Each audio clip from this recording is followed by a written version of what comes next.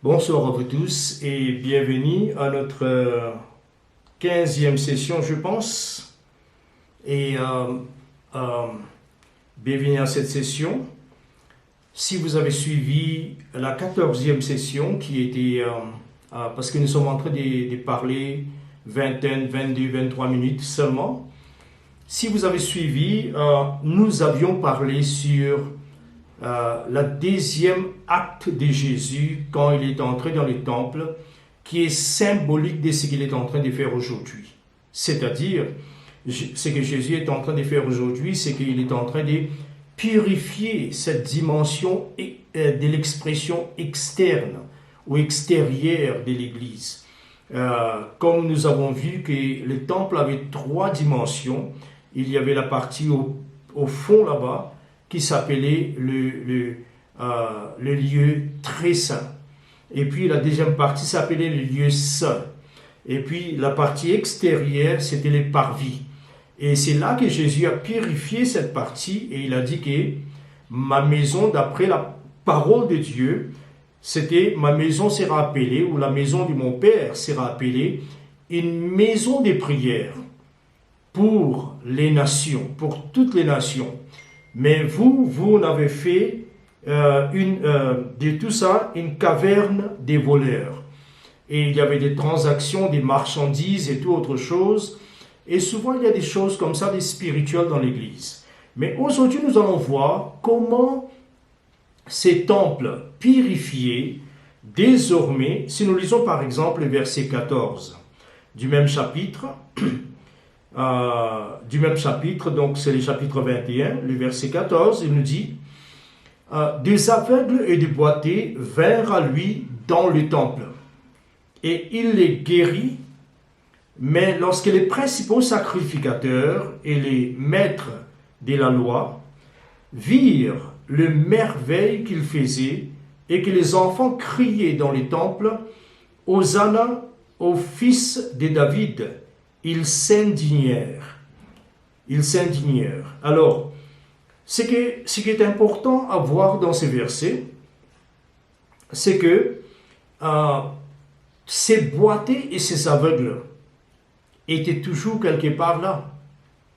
Vous voyez, mais personne ne les avait vus. Ce qui a fait qu'ils se sont dévoilés, ce qui a fait qu'ils étaient dévoilés, c'était surtout que ces gens-là, maintenant, ont accès et aussi ils sont devenus visibles. Pourquoi?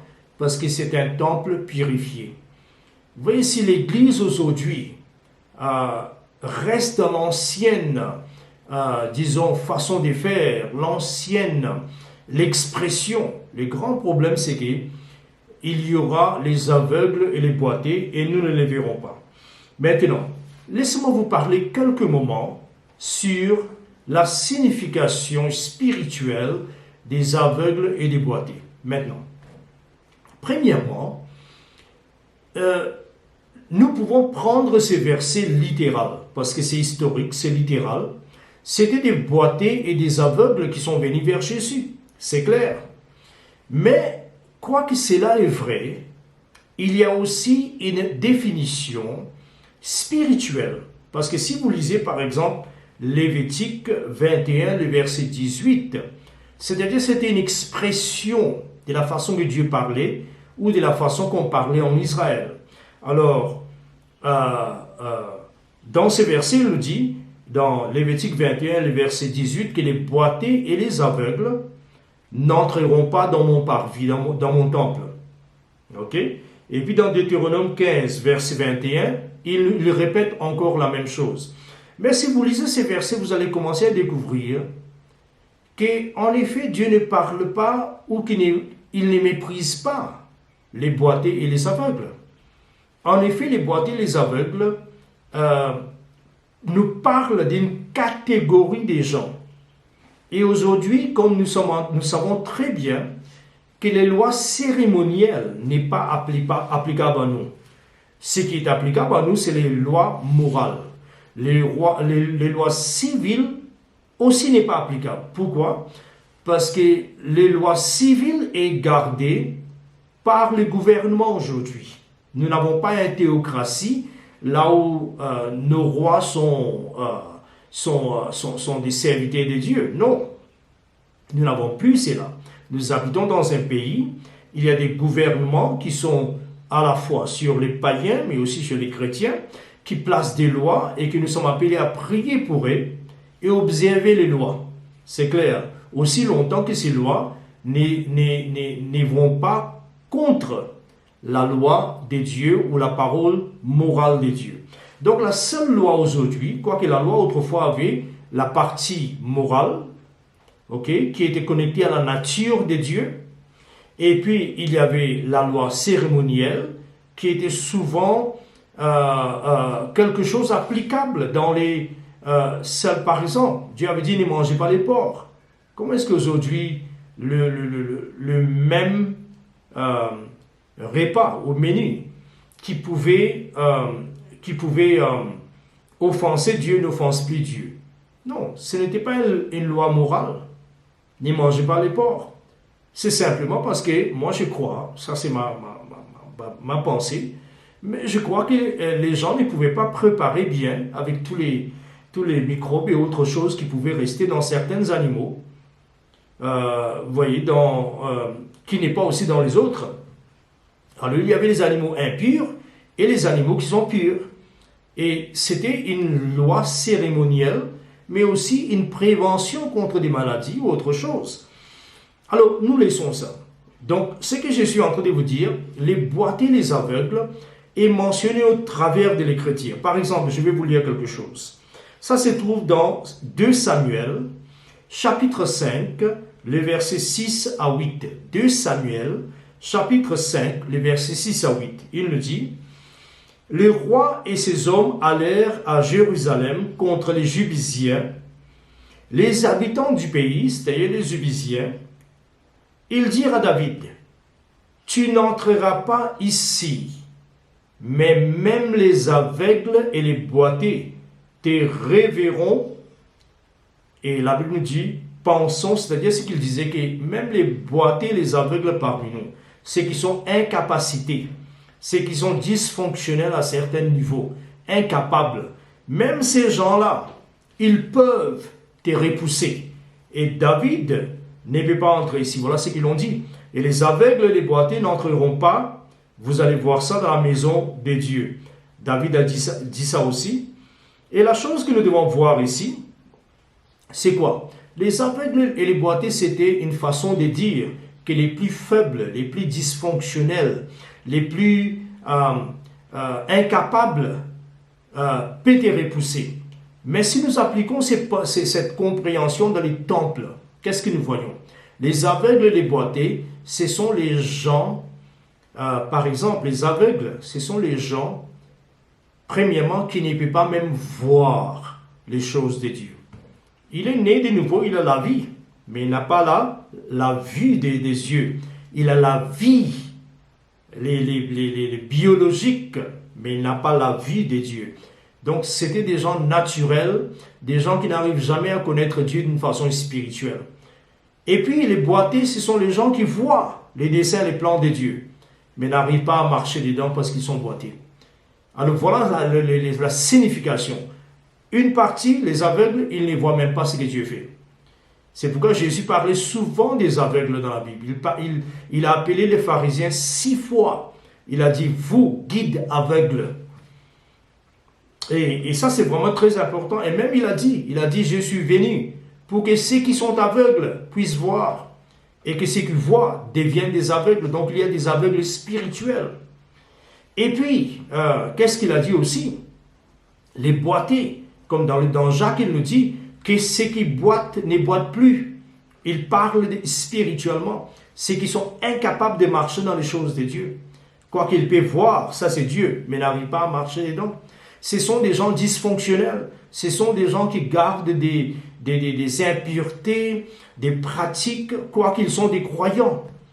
Et ces gens-là sont toujours là dans les temples. Mais à moins que les temples soient purifiés. Si le temple n'est pas purifié, personne ne peut pas même les voir. C'est pourquoi il y a beaucoup d'églises qui ont toujours des complications, toujours des difficultés parce qu'il y a des aveugles déboîtés, des gens dysfonctionnels dans leur vie, désobéissants. Et le grand problème avec ça, c'est quoi? Ils n'arrivent pas à les voir qui sont présents. Pourquoi? Parce que l'église, il y a trop de pigeons, il y a trop de brebis, il y a des changeurs de monnaie.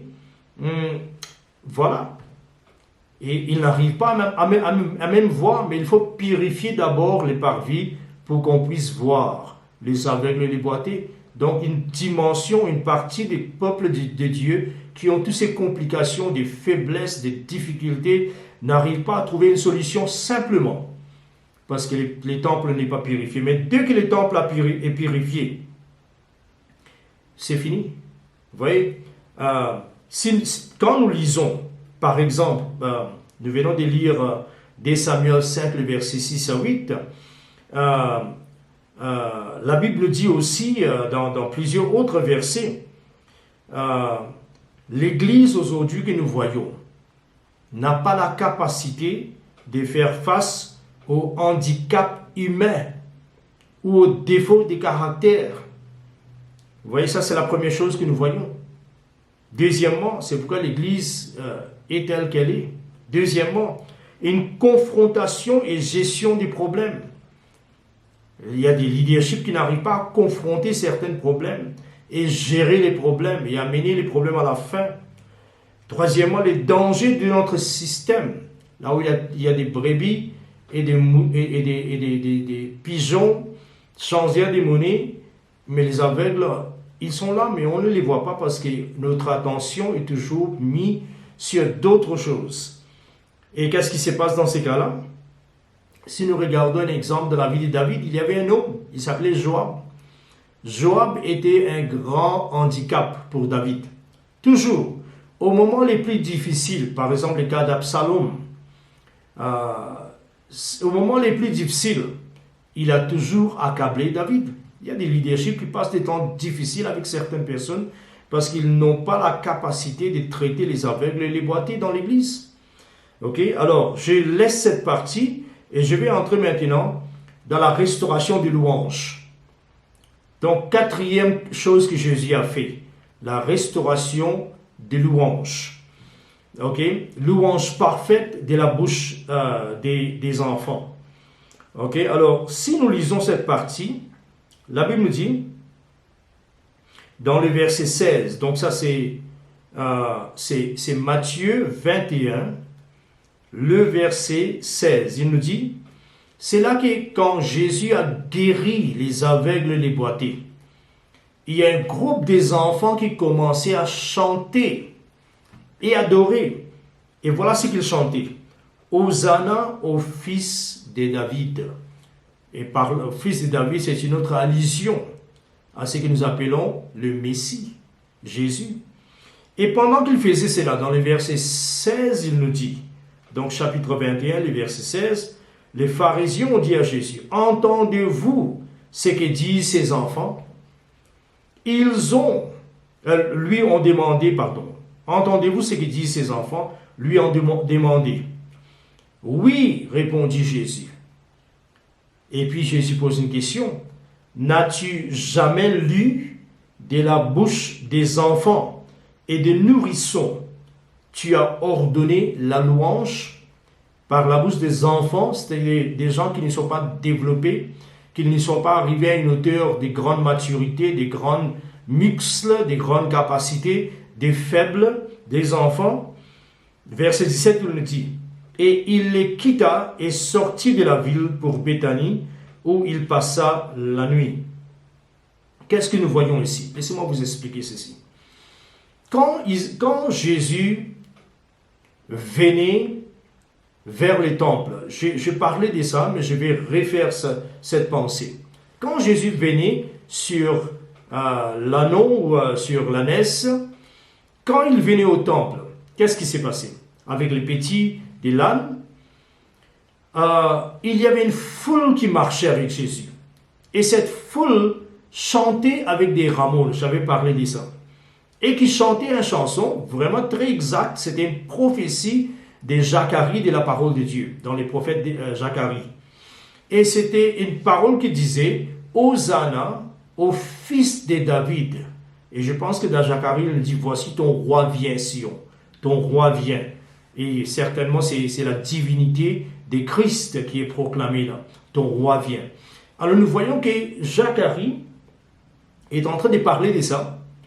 Et nous voyons, qu'est-ce que nous voyons? Nous voyons que Jésus entre et il y a la foule qui entre. Et il y avait un moment où la foule et Jésus s'est approché du temple avant qu'il entre à l'intérieur.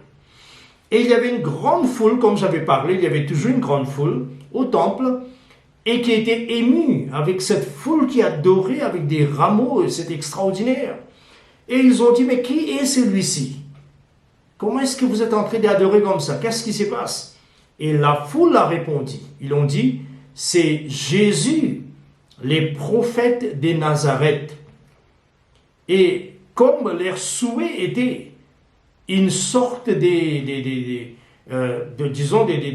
appuyer leur candidature devant les prêtres et tout cela. Et comme Jésus n'a pas fait cela, Jésus n'est pas allé rencontrer le grand prêtre pour lui dire, écoutez, je suis le prophète de Nazareth. Certainement, vous avez entendu parler de moi. Bon, si vous n'avez pas regardé un peu en dehors la foule, tous ces gens-là ont vu des miracles et des prodiges que je fais. Ils sont en train de chanter et adorer le Seigneur. Ils sont en train de parler du Messie. Je suis le Messie. Mais Jésus n'a pas fait ça. Il a fait les fouets et il a chassé tout le monde. Dans ces cas-là, il a offensé les sacrificateurs, comme j'avais dit aussi, que cette business de vendre, d'échanger de la monnaie et de vendre les brebis et les pigeons, c'était un business conduit par le fils d'Annas, les souverains sacrificateurs. Et par là, ce que nous comprenons très bien dans ces cas-là que ce que nous voyons là, la foule a regardé ça, ils se sont reculés quelque part. Et nous ne savons même pas quand est-ce que la foule s'est dispersée. Sauf que, comme entre tous les foules, il y avait aussi des enfants qui chantaient. Mais les enfants étaient restés. Et ils ont appris ces chansons, Hosanna, au fils de David, béni soit celui qui vient au nom du Seigneur. Ils ont appris ça. Et nous savons très bien qu'ils n'ont pas oublié, ils ont resté chanter parce que pour eux, cela ne dit rien. Si les sacrificateurs ne les aiment pas, c'est ainsi que nous voyons que les sacrificateurs qui sont venus, ils ont dit, est-ce que tu entends? Jésus, tu entends qu'est-ce que ces enfants chantent? C'est une blasphème. Et Jésus a dit, mais écoutez, vous n'avez pas appris qu'il est écrit dans l'Écriture que par la bouche des enfants, et des nourrissons, tu as ordonné ta louange. Et ta louange, c'était la louange de Dieu, mais dans ces cas-là, c'était la louange à Jésus, qu'il était Dieu. Et quand Jésus a dit ça, en effet, ce qu'il a déclaré, c'est que je voudrais terminer par, ce qu'il a déclaré, c'était ceci. Il disait que ses enfants, sans qu'ils sachent, grande chose. Parce que rappelez-vous, même la chanson qu'ils chantent, c'est ce qu'ils ont appris par cette foule qui ne croyait pas, qui était là pour appuyer et confirmer leur prophète de Nazareth, et dont Jésus n'était pas. Alors qu'est-ce que nous voyons? Nous voyons dans ces cas-là que ces enfants sont, selon Jésus, ils sont entrés dans un fonctionnement prophétique. Qu'est-ce que je veux dire par là? C'est-à-dire les prophètes ont parlé de ces jours. Ils ont parlé que Dieu va tirer sa louange parfaite par la bouche des enfants, des immatures, des enfants qui ne connaissent pas trop, qui sont méprisés par les autres, et qu'il va faire ça. Donc on peut dire que ces enfants, sans qu'ils soient conscients, écoutez-moi bien, ces enfants, sans qu'ils soient conscients, ils se sont entrés dans un fonctionnement prophétique. Ou on peut dire, un autre mot, ils se sont entrés dans leur destin prophétique. Et ça, c'est extraordinaire. Et pour apporter cette pensée dans nos jours, qu'est-ce que cela signifie? Quelle est l'application de cette vérité dans notre temps, dans cette réforme maintenant, dans cette visitation de Jésus comme il vient impacter et transformer l'Église, donner une nouvelle forme afin que l'Église puisse fonctionner différemment, exprimer la gloire de Dieu différemment. Quelle est l'application de cette vérité? Nous aurons une génération des enfants, c'est-à-dire des gens qui ne sont pas peut-être même entraînés dans la théologie, qui n'ont pas des diplômes théologiques, qui n'ont pas je dirais des PhD, qui n'ont pas tous les autres degrés, master en divinité, je ne sais pas quoi encore. Ils n'ont pas toutes ces choses, mais ils sont exacts et dans l'exactitude de Dieu. Je vais répéter ça. Quoique ils n'ont pas tous ces bagages intellectuels, même bibliques. Et encore une fois, je ne parle pas contre les écoles bibliques. Je ne parle pas contre les écoles théologiques. Je suis en train de parler d'une certaine réalité qui va se faire aujourd'hui. Des gens simples, des gens qui ne sont pas par l'éducation académique théologienne, qui n'ont pas fait la psychologie, qui n'ont pas fait toute autre histoire, par exemple la philosophie qui a été fait ensemble avec la théologie. On disait que la philosophie est la servante de la théologie. Autrefois, malgré qu'ils n'ont pas toute cette grande éducation, mais ils sont entrés dans l'exactitude d'une parole prophétique qui a été donnée des années et des années et des années. Un minimum de 600 années de cela. Et qu'est-ce que je vais dire par là? Je vais dire par là que quand le temple est purifié et que quand le parvis est maintenant positionné pour amener les nations et que les aveugles, les boiteux, la dysfonctionnalité de l'Église est guérie, ce que vous allez voir, c'est que les enfants vont commencer à entrer, des simples croyants, dans l'exactitude prophétique de leur destin. Ils vont commencer à fonctionner d'une façon extraordinaire, d'une façon miraculeuse et puissante. Alors je voudrais terminer ici, dans cette session, restauration de la louange parfaite. Et ce que nous allons voir,